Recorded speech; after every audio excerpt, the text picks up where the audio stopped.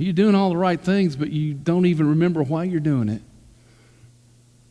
You forget who you're doing it for and what the mission really is. And I'm here to say, not judging anyone, but I will guarantee you sometimes God will allow a church to be shut down because they become so inward that they forget why they're here. They can become so inward that they forget that there's a world out there that needs to know Jesus, and they're in these 4 boxes, and it's our job to storm the rusty gates of hell and do something about it. And I think we can. In the book of Galatians chapter 5, Paul writes this to the church at Galatia in verse 13. He says, "For you were called to freedom, brethren. Only do not turn your freedom into an opportunity for the flesh, but through love serve one another." You know, we've talked about our finances, and we've talked about our wealth, and we've talked about, we need to sit down soon and decide how we're going to honor God with our wealth. And God has commanded us that it's a spiritual discipline, and it's an act of worship, of giving back to God. It's biblical. And so we're going to sit down and we're going to decide what percentage we're going to give back to God, and we're going to give that to Him. But the rest that is left over, we have freedom to use as we think it would give God glory. And He says, you know what, we're going to give you freedom, but don't use that freedom as an opportunity for you, but through love, be compassionate and generous with one another. That's what He's saying. Through love, be kind.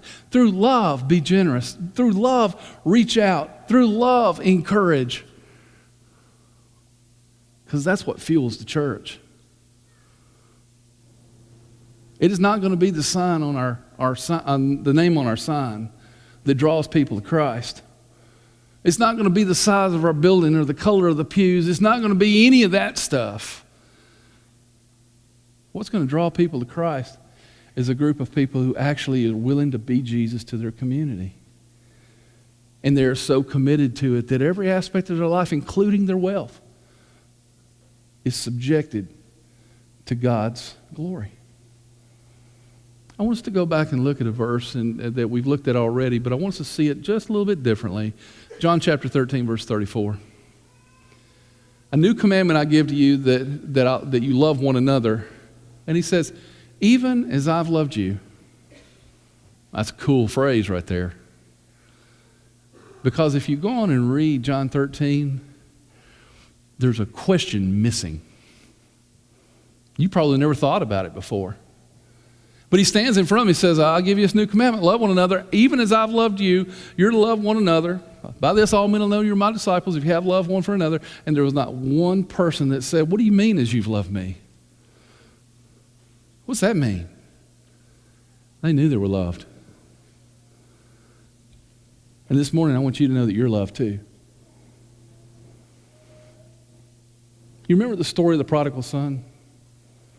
Are you familiar with that story? The prodigal, he wants what's his, he leaves home, and when he comes back, the father's looking for him. It's like every day he sat on the front porch thinking, maybe my son will come home today.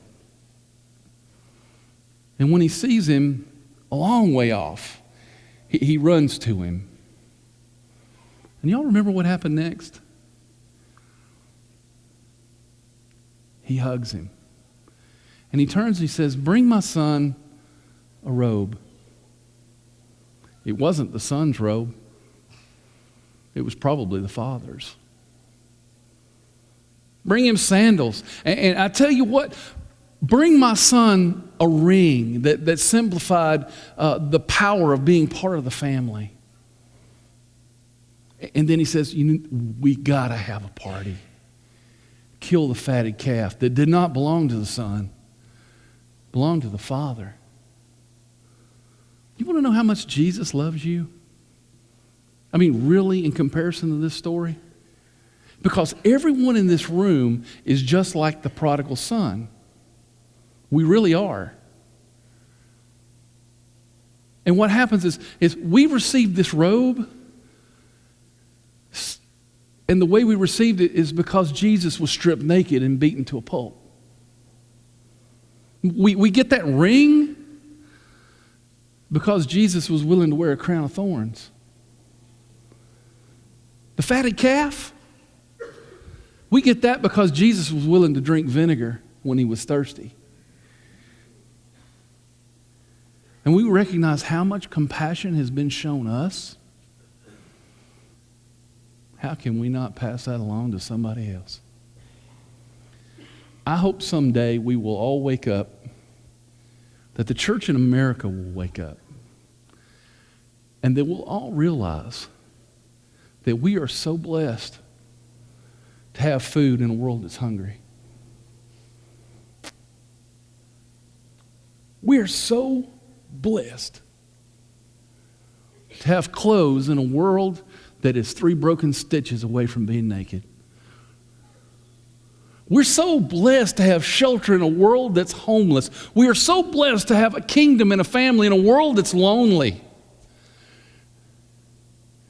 We're so blessed to be wealthy in a world that's impoverished. And how can you not be grateful? And how can you not share? And how can you not give God glory for the goodness that He's shown you? That's my prayer for us today. That we understand the power of God's love.